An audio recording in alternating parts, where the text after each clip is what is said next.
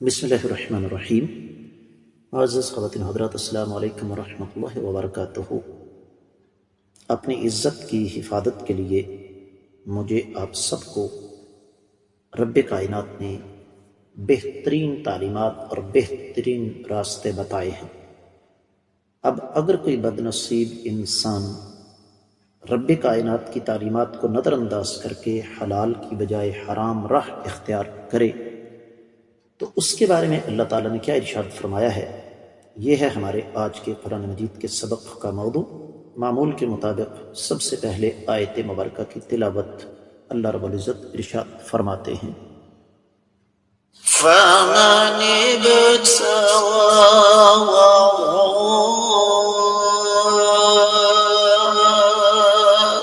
ذلك فأولئك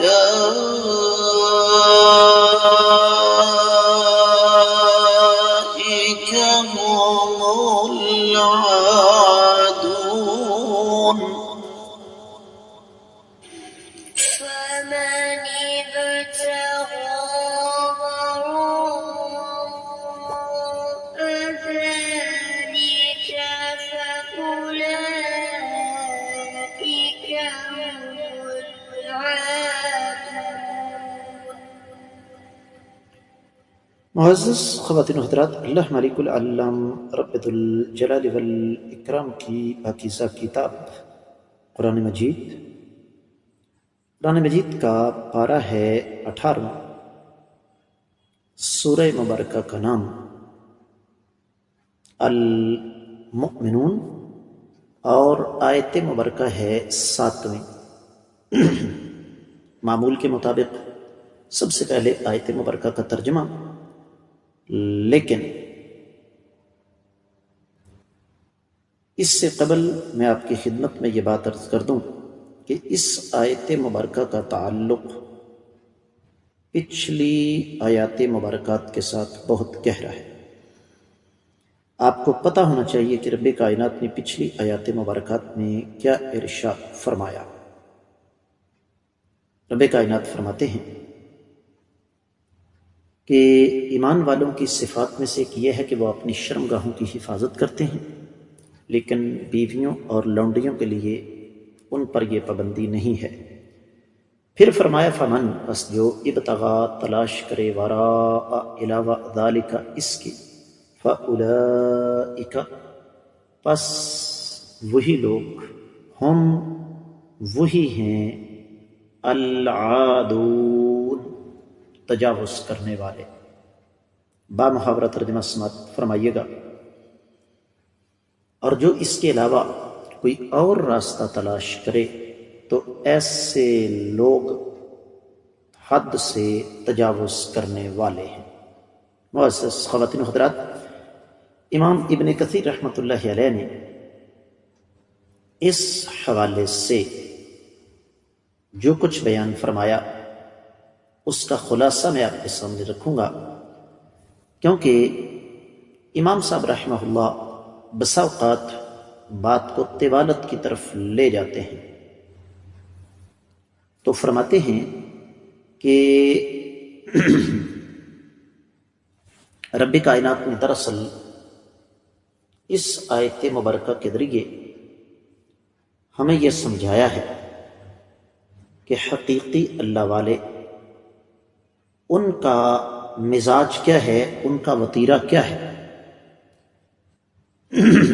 کہ وہ چونکہ اس بات کو سمجھتے ہیں کہ میں مسلم ہوں، یعنی مطیع اور فرما بردار، تو میں نے تو اللہ کے حکم سے ادھر ادھر جانا ہی نہیں، لہذا جو اللہ تعالیٰ کے حکم کو چھوڑ کر ادھر ادھر کا راستہ تلاش کرے تو ایسے شخص، ایسا انسان، ایسے لوگ یقینی طور پر وہ اللہ تعالیٰ کے عذاب کو آواز دینے والے ہیں۔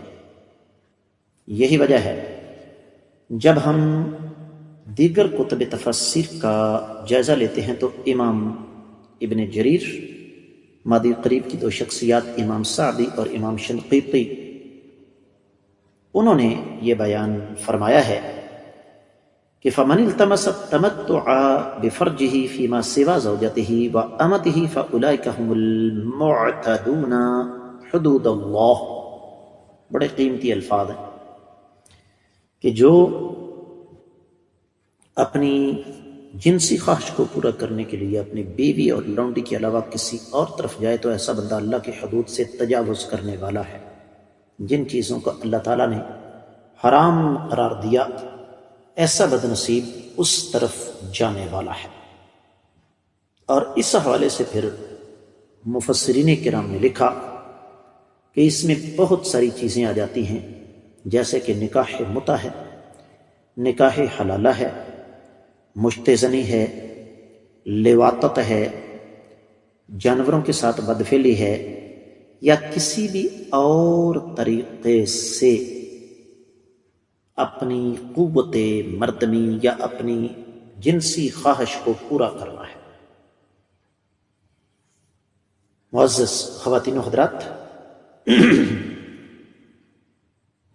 امام عطا بن رباح فرماتے ہیں کہ مجھے اس بات کا پتہ چلا کہ قیامت کے روز کچھ لوگ ایسے ہوں گے جن کے ہاتھ لٹکے ہوں گے، آگے نہیں جا سکیں گے، اوپر نہیں اٹھ سکیں گے. تو مجھے یہ سمجھ آ گئی کہ یہ وہی لوگ ہو سکتے ہیں جو مشتزنی کرتے ہیں، جو کہ غلط راستہ اختیار کرتے ہیں. اور امام سعید بن جبیر فرماتے ہیں اللہ تعالیٰ نے اس امت کو عذاب دیا جو بدفعلی کرتے تھے مردوں کے ساتھ، اور وہ قوم لوط تھی. معزز خواتین حضرات، بات کو آگے بڑھاتے ہوئے مزید میں کچھ آپ کی خدمت میں عرض کرنا چاہوں گا کہ سوال یہ ہے کہ اللہ تعالیٰ ایسے لوگوں کو عادون کیوں قرار دے رہے ہیں؟ بات قابل غور ہے. اس حوالے سے جو چیز سمجھنے والی ہے وہ یہ کہ حلال اور حرام میں فرق یہی ہے کہ حلال کی اجازت اللہ تعالیٰ کی طرف سے ہے اور حرام سے رب کائنات نے منع فرمایا. اور ایک عام مسلمان اس بات کو اچھی طرح سمجھ سکتا ہے کہ رب کائنات نے جس چیز کو بھی حرام قرار دیا کسی نہ کسی طریقے سے، کسی نہ کسی حوالے سے اس میں انسانیت کی تباہی اور بربادی ضرور ہے. کاش کہ ہم یہ بات سمجھ سکیں. وہ چاہے حلالہ ہو، چاہے متع ہو، وہ چاہے بدفعلی ہو. کسی کہنے والے نے کیا قیمتی بات کہی، بڑی پیاری، حلالہ کے حوالے سے. کہتے ہیں کہ جب ایک عام نکاح ہوتا ہے تو وہ بھائی جو بہنوں پر جان چھڑکتے ہیں، باغے پھرتے ہیں، حالانکہ ان کو پتہ ہے کہ کچھ دیر کے بعد ہماری بہن رخصت ہونے لگی ہے. کیا حلالہ میں ایسا ہوتا ہے؟ پھر جب بہن رخصت ہونے لگتی ہے تو میں اور آپ اچھی طرح جانتے ہیں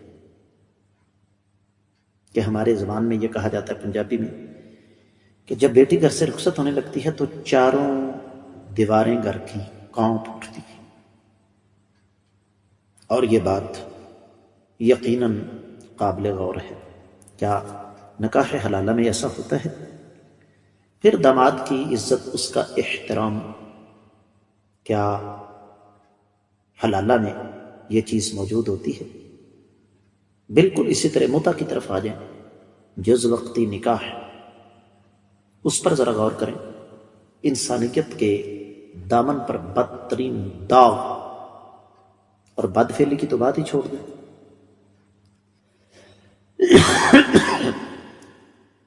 حاصل کلام یہ ہے کہ اللہ نے جو فرمایا کہ جو بدبخت کوئی اور راستہ اختیار کرے جنسی خواہش کی تسکین کے لیے ان دو کے علاوہ، تو ایسے لوگ یقینی طور پر حد سے تجاوز کرنے والے ہیں.